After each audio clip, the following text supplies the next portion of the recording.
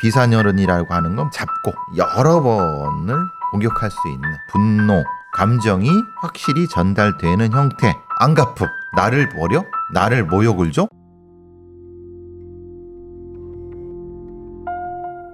2012년 4월 21일 새벽 3시경 모두가 깊은 잠에 빠져있던 시간, 서울 금천구 가산동의 조용한 다세대 주택에서 정체를 알 수 없는 소란이 시작됐습니다. 짙은 어둠을 가르며 도착한 경찰차. 붉고 푸른 불빛이 번쩍였고 북적이는 소리에 점점 더 모여드는 사람들. 누군가가 경찰에 신고를 한 것입니다. 새벽에 이상한 소리가 들려서 올라가 봤거든요. 윗집에 새든 여자가 사는데 비명 같은 게 들려서, 근데 너무 놀라서 그 여자가 쓰러져 있더라고요. 바로 112에 신고했죠. 새벽 3시가 다 되어가는 시간, 3층에 살고 있던 집주인이 윗집 여자가 쓰러져 있다는 신고를 했습니다. 현장에 출동한 경찰이 해당 빌딩 4층으로 올라가자 현관문 앞에 쓰러져 있는 여성이 보였습니다. 그런데 그녀를 발견한 경찰은 끔찍한 광경에 눈을 질끈 감을 수밖에 없었습니다. 얼굴과 목, 그리고 가슴 등 몸 곳곳에 날카로운 흉기로 찔린 상처들이 가득했던 것입니다. 현장은 말 그대로 피범벅이었습니다. 확인 결과 사망한 여성은 목과 가슴, 복부, 다리 등 전신이 총 33차례나 찔려 있었습니다. 범인이 잔혹하게 흉기를 휘두른 탓에 비산혈흔도 많았고 흘러나온 피해자의 혈흔이 온 바닥을 덮고 있었습니다. 피해자는 옷을 다 입고 있었고 몸에서 성범죄의 흔적은 나오지 않았습니다. 깊이 13에서 15cm, 폭 5cm 전후에 자상이 수없이 나 있었습니다. 누군가의 참혹한 공격에 33번이나 당해 축 늘어져 버린 여성. 결국 그녀는 전신의 다발성 자창에 의한 과다출혈로 사망에 이른 것으로 확인됐습니다. 현장엔 범인의 것으로 보이는 피 묻은 족적 흔이 계단을 따라 이어졌습니다. 숨진 여성이 발견된 곳은 자신이 새들어 살던 집 현관 앞이었습니다. 그날 새벽 대체 무슨 일이 벌어진 것일까? 사망한 여성은 42세 강 씨로 확인되었습니다. 강 씨는 미혼으로 사건이 발생한 금천구의 다세대 주택에 혼자 거주하고 있었습니다. 깜깜한 새벽, 홀로 차가운 복도 위에 쓸쓸히 쓰러져 있던 그녀.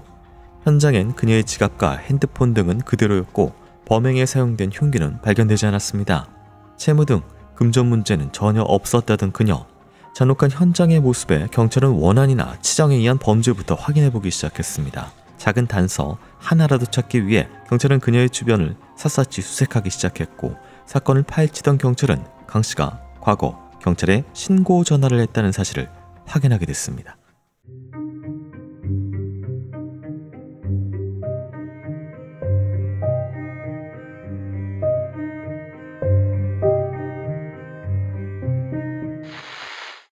안녕하세요. 이곳은 크라임, 저는 진행과 연출을 맡고 있는 김PD입니다.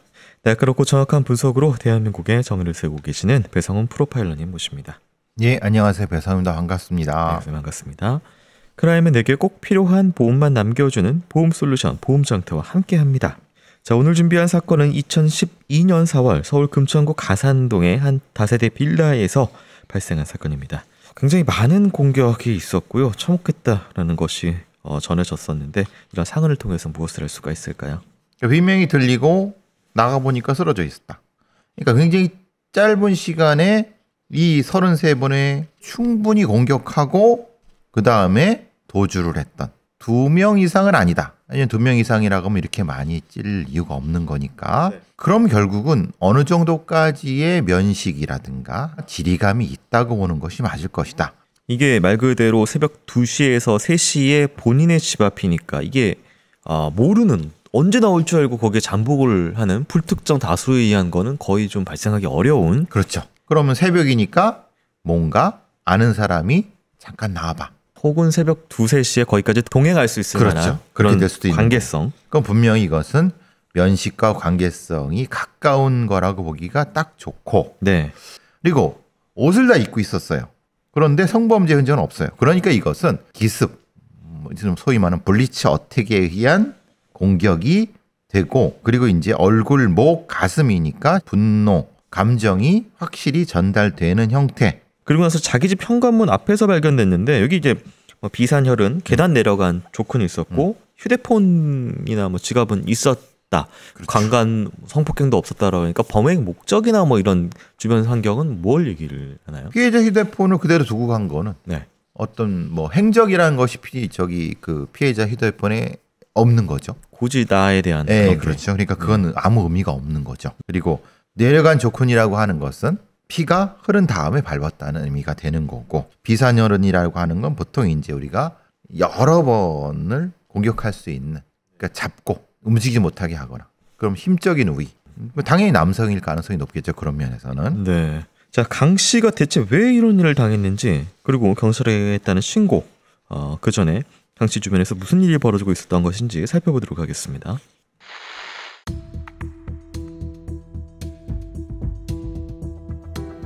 강 씨는 사망하기 한 달 전인 3월 경찰에 신고를 한 내역이 있었습니다. 내용은 감금, 상해, 그리고 강간죄였습니다. 신고 당시 강 씨는 누군가에게 수차례 폭행을 당해 온몸이 아프고 특히 다리에는 시퍼런 멍이 선명하게 들었다는 진술도 남아 있었습니다. 당시 강 씨가 신고한 사람은 중국 국적의 조선족인 44세의 이 씨였습니다. 2011년 2월에 한국에 들어와 일용직으로 일하던 남성이었습니다. 이 씨는 강 씨 주거지에서 약 50m 떨어진 가까운 곳에 거주 중이었습니다.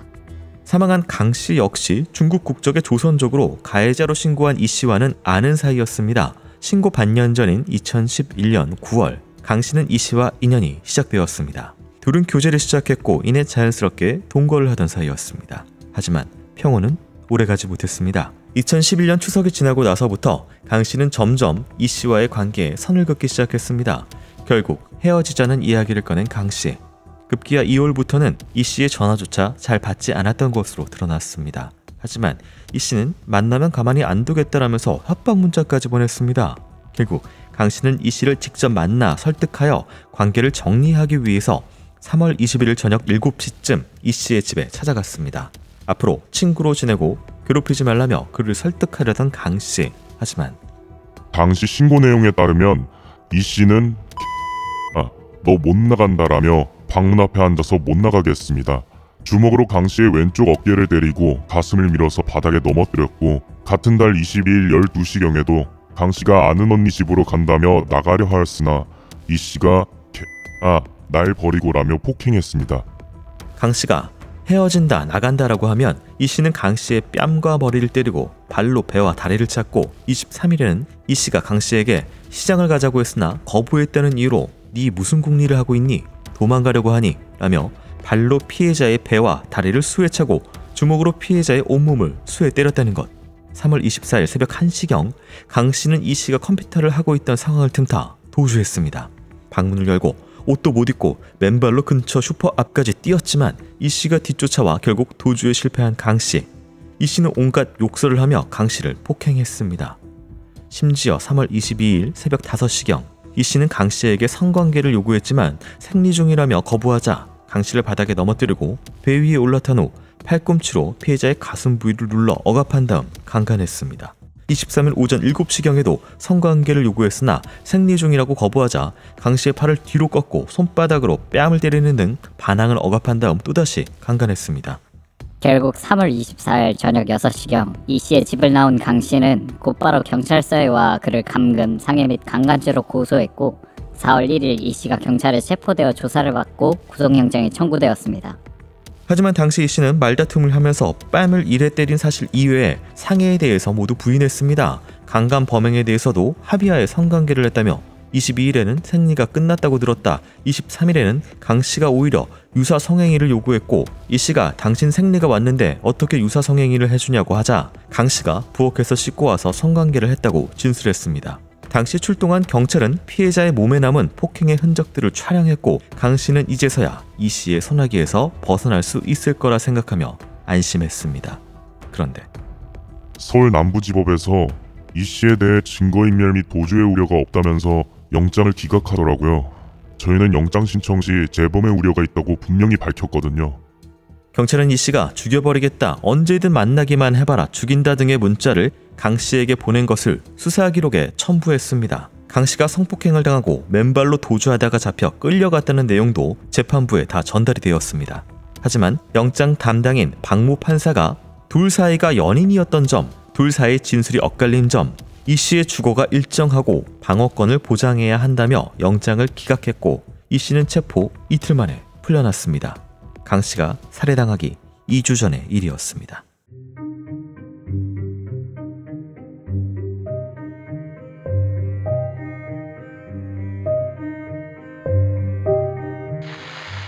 당시의 신고 내용이 살인사건 얼마 전인데 감금당했고 상해, 폭행당했고 강간을 당했다라고 이야기가 있습니다. 근데 이게 상황상 또 시장에 가자라는 거를 남자 이 씨가 이 여자 강 씨에게 이야기를 했는데 안 간다라고 얘기하니까 이 씨가 혼자 다녀온 사실이 있고 그리고 또 이 씨가 당뇨병 환자입니다. 그래서 22일 날 병원에 처방전 받으러 갔을 때 집에 혼자 있었는데 여성이 도주를 이 당시도 안 했어요.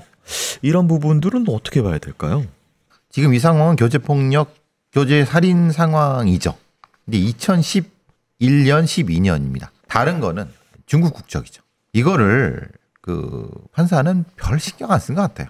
지금도 사실은 뭐 아시다시피 그 화성 동탄에서 벌어졌던 그 납치 살인 사건, 그걸로 지금 그 서장이 어제 사과를 할 정도지만 지금도 사실은 그거 사과만 해지 제도상을 어떻게 하기가 어려운 상황입니다.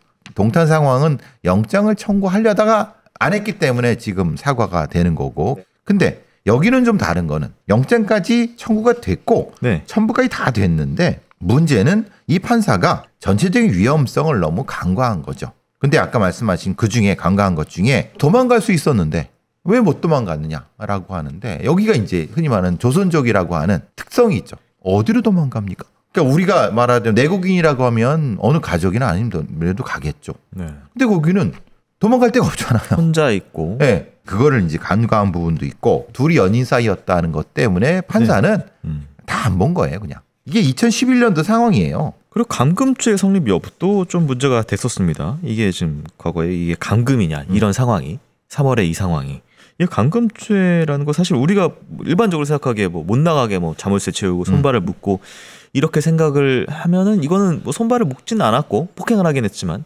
집도 비웠고 이러기 때문에 감금죄 맞냐라고 변호인은 또 주장을 하는 바거든요. 근데 문을 안 잠궜지만 너 거기서 나가면은 죽여버린다. 예, 이런 식도 이거는 당연히 감금죄에 판단이 될 수 있는데 네. 문제는 재판부는 그렇게 보지 않은 것 같아요. 이게 사실 남부지법에서 박모 판사가 풀어주는 부분에 대해서 이제 뭐 이 당시에 인터뷰나 기사가 좀 있었습니다. 근데 이거를 송치했던 경찰은 힘들게 잡고 수사해서 올려 보내고 그때 뭐 사진이나 이런 거 다 첨부하고 위험 메시지까지 다 했는데 이렇게 풀어져 버리면 우리는 뭐냐? 판사는 그런 거 내용 없었다. 판결문에 내용 없었다. 그러니까 판결문이 아니라 수사 기록에 도망치다 붙잡혀서 끌려왔다는 내용도 보지 못했다라고 했는데 안 봤다라고 대충 봤다. 안 봤다가 사실은 좀 그렇죠. 네. 왜냐하면 경찰은 이미 문자 메시지 이런 거 다 첨부를 했어요. 네. 그러니까 이렇게 어설프고 그냥 직무유기 이렇게 해도 실제로는 이런 은경전담 판사를 어떻게 징계하지 못하니까 참 안타까운데, 그러니까 이제 진술이 서로 달라. 이게 진술이 다르니까 이 판사는 되게 기계적으로 진술이 다르니까 피고인의 이익으로 간 거예요. 근데 진술이 다르면은 그러니까 그 위험성을 기준으로 가야 되는데 방어권 보장이라는 걸로 그냥 퉁쳐갖고. 네. 자, 4월 3일 다시 집으로 돌아온 이 씨, 강 씨는 불안에 떨었는데요. 과연 이후에 어떤 일이 벌어졌는지 살펴보도록 하겠습니다.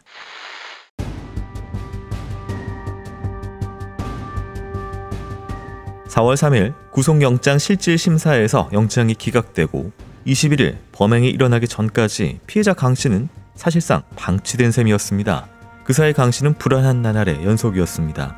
이 씨와의 사이가 멀어진 이후부터 그가 꾸준히 이상한 모습을 보여왔기 때문입니다. 이 씨는 강 씨와 헤어진 2012년 2월 이후부터 너는 그냥 내 섹스 기계였어 하하 라고 했다가 가리봉에 와도 내 눈에 띄지 마라, 내가 어떤 마음을 먹을지 모른다며 돌변했습니다. 급기야 이 씨는 만나면 가만히 두지 않겠다, 만나서 누가 하나 죽던지 해보자 등의 협박 취지의 문자 메시지를 보냈던 사실이 있었습니다. 심지어 3월 27일 새벽에 강 씨는 이 씨를 감금, 상해 및 강간죄로 고소한 것에 대해 이 씨가 앙심을 품고 강 씨의 집에 찾아와 문을 열어라 라고 고함을 치는 등 같은 날 새벽 2시 20분경까지 행패를 부리는 바람에 강 씨가 3차례나 112에 신고하여 경찰이 매번 출동했던 사실까지 있었습니다. 그런데 4월 21일 새벽 2시 40분경 이 씨가 가족에게 전화를 했다고 합니다. 자신이 강 씨를 죽였다며 가족에게 전화로 범행 사실을 알렸습니다. 경찰은 이 씨의 주거지로 향했고 그곳엔 이 씨가 없었습니다. 하지만 집에서 피가 묻은 날길이 17cm의 식칼과 혈흔이 묻은 필라 운동화와 검은 바지, 점퍼 등을 발견했습니다. 경찰은 이 씨의 뒤를 쫓았고 범행 19시간 뒤 수원에서 이 씨를 검거했습니다. 이 씨는 강 씨를 살해한 사실을 인정했습니다. 하지만 보복의 목적은 아니라고 했습니다. 4월 21일 새벽 1시가 넘어가는 시각에 이 씨는 금천구 공원에서 지인과 함께 있던 강 씨를 만나게 되었습니다. 그때 강 씨는 이 씨에게 동거 동안 지출했던 약 130만 원을 돌려달라고 요구했고 이 씨는 실제 은행에서 돈을 인출했습니다. 하지만 영수증을 써달라고 하자 강 씨는 집에 가면 써주겠다며 자리를 이동했습니다. 이 씨는 강 씨의 집으로 향하는 길에 자신의 집에 잠깐 들렀습니다. 그때 자신의 집 싱크대에 있던 총 길이 25cm, 칼날 길이 17cm의 식칼을 꺼내와 허리춤에 꽂고 점퍼로 가린 채 강 씨의 집으로 향했습니다. 강 씨의 집 앞에 다다른 둘, 이 씨의 주장에 의하면 이 씨가 강 씨의 집으로 들어가려고 하자 강 씨가 이 씨를 경찰에 신고하겠다며 밀쳤고 이에 이 씨가 칼을 꺼내 피해자의 배에 대고 툭툭 치면서 너 또 나를 속였구나. 영수증을 써주겠다고 해서 왔는데 무슨 경찰에 신고를 한다는 것이냐 라고 위협했다고 했습니다. 아니 그러니까 그녀이 사람 살려라면서 고함을 지르더라고요. 너무 놀랬죠. 그 고함에 놀라서 엉겹결에 찌른 거예요. 우발적인 살인을 주장하는 이 씨, 정말 애초에 복수를 하기 위해 강 씨에게 접근한 게 아닐까. 하지만 4월 3일 영장 기각 이후 이 씨는 주변 사람들에게 자신을 고소한 강 씨에 대한 분노의 감정을 표하거나 가만두지 않겠다는 취지의 말을 여러 번 반복했습니다. 조사에서 이 씨의 동생은 형이 경찰서에 다녀온 것을 억울하다는 소리를 자주 해서 그 일 때문에 피해자를 죽인 것 같다라고 진술했고 이 씨의 삼촌은 그가 강간죄가 제일 치사스러운 죄인데 나를 어떻게 신고할 수 있었는지 억울해서 참지 못하겠다 라고 말했다고 했습니다. 심지어 이 씨는 경찰 조사에서 이런 답변도 했습니다. 영수증을 받으려고 걔 집으로 가다가 너 죽을 때까지 애를 먹이겠다는 거예요. 그렇지 않아도 죽이고 싶은 마음이 있었는데 그때 죽여버리겠다는 결심을 했어요. 그래서 집에서 칼을 갖고 온 거예요. 걔가 경찰에 신고한 것 때문에 너무 억울해서 걔 집에 찾아가서 만나면 사고를 칠 것 같았거든요. 그럼에도 불구하고 이 씨는 보복을 이유로 살해한 것이 아니라는 주장을 이어왔습니다. 강 씨의 죽음을 전해들은 유족들은 한국 재판부가 이미 범인을 한번 풀어줬다는 사실을 뒤늦게 전해들었습니다.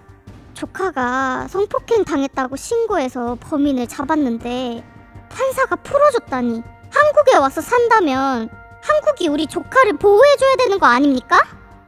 유족들은 한국의 재판부를 믿지 못하는 상황에서 기어코 시작된 재판. 과연 법원의 판단은 어땠을까?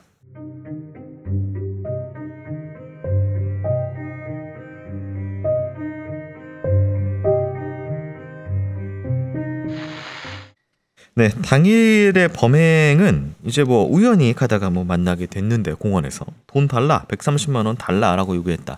근데 뭐 은행에서 인출하는 장면은 뭐 찍혀 있었다고 합니다. 그래서 뽑고 근데 내가 못 준다. 영수증 달라. 그래서 집에 동행을 했고 가는 길에 집에 들러서 칼을 챙겼고 올라가서 뭐 어떤 상황에서 찔렀다. 뭐 이런 맥락인데 팩트와 이런 건 좀 분리해야 될 것 같습니다. 돈 문제와 칼을 준비해 갖고 가서 한 것은 다른 문제죠. 그러니까 이 얘기를 할 필요는 없는 건데 다만 범인이 자기가 그 집에 가게 된 거는 그것 때문에 간 거다라고 하는 거예요. 영수증 때문에. 예. 근데 생각해 보면은 들어가려고 하다 왜 신고를 해요? 돈을 받았잖아요. 이 범인의 말은 논리적으로 성립이 안 되는 거죠. 그러니까 역으로 가니까 이런 이상한 이야기가 나왔고 그렇죠. 정순으로 가면 사실 돈 하고 가는데 갑자기 자기 집에 들려서 식칼을 꺼내는 게 너무 이상한 그렇죠. 행동이라서. 이상하죠. 예. 근데 그 칼을 챙긴 것을 컴프러치하기 위해서 그래서 돈 얘기를 꺼낸 거고 돈 얘기를 꺼낸 것과 연결해 갖고 영순이 얘기가 나온 거고 그래서 거기서 이렇게 했다라고 변명을 하는 거죠. 그럼 이제 보복 살인으로 봐야 되는. 그렇죠. 기본적으로 교제폭력, 스토킹 보면 다 보복입니다. 안갚음, 네. 나를 버려, 나를 모욕을 줘. 나를 떠나려고 해, 나를 신고해. 그렇죠. 예, 그래서 이제 죽이는 거죠. 근데 이 씨는 범행 이후에 가족에게 또 전화를 합니다. 그러고 나서 또 도주를 하고요. 여기에 그 시민권이 없기 때문에 네. 자기가 어떻게 될지를 모르니까. 그렇죠. 그러니까 이제 가족한테 이런저런 얘기를 한 거겠죠. 그리고 이제 수원 지인의 집에 있다가 검거가 결국 됐고요. 재판이 시작이 됩니다. 자, 그렇다면 재판 결과 살펴보기 전에요. 전하는 말씀 듣고 오도록 하겠습니다. 와. 왜? 무슨 일 벌어졌나?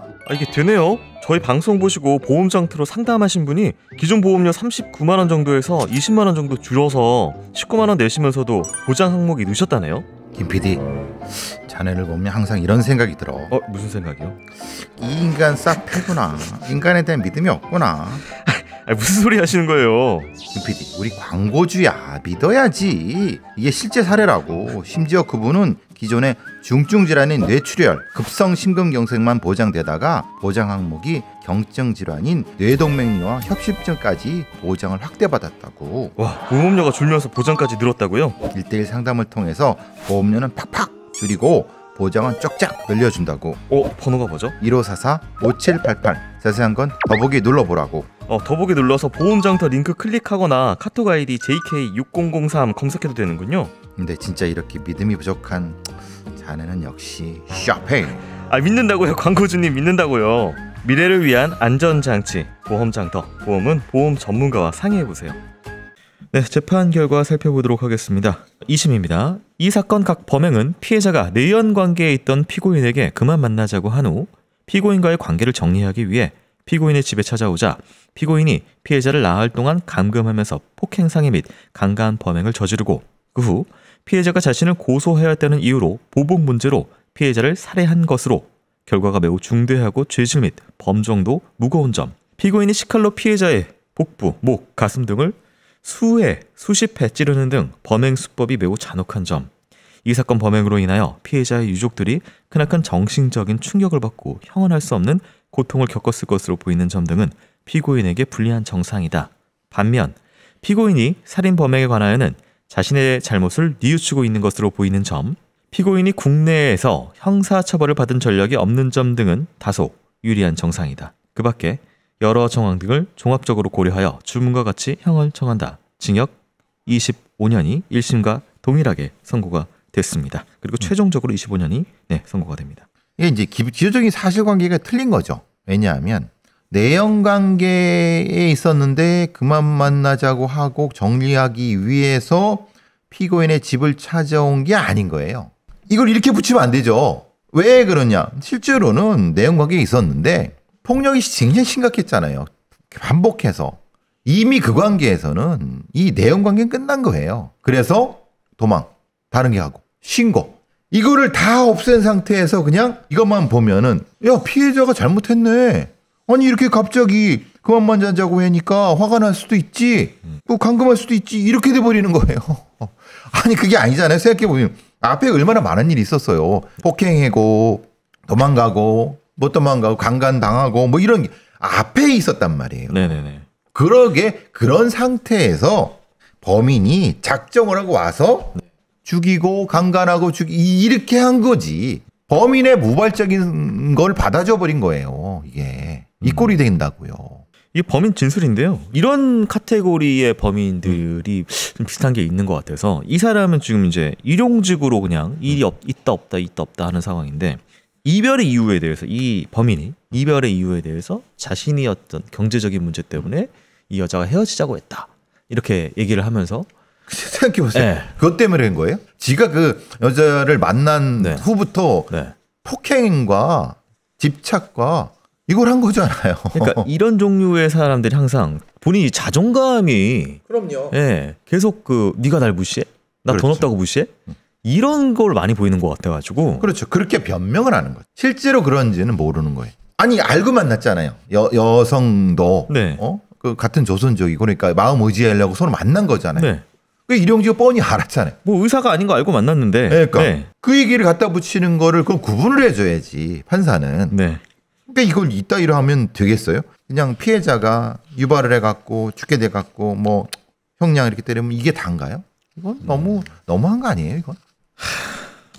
너무 죄송스럽고 같은 한국인으로서 이분 피해자분께 보호를 해주지 못한다는 부분에 있어서 이번에 또 문제가 되고 있는 좀 시일이 지났겠지만 동탄 사건에 대해서도 굉장히 안타깝고 그렇습니다. 지금 현재도 아까 교수님 말씀처럼 과연 그렇다면 내일 당장 오늘은 똑같은 일이 벌어지지 않을까라고 했을 때 안 된다라고 대답할 수 없는 현실에도 굉장히 교제 살인이 네. 지속적으로 반복되고 있는 상황에서 네. 김내하 사건부터 강남 의대생 사건도 다 네. 그런 범죄잖아요. 네.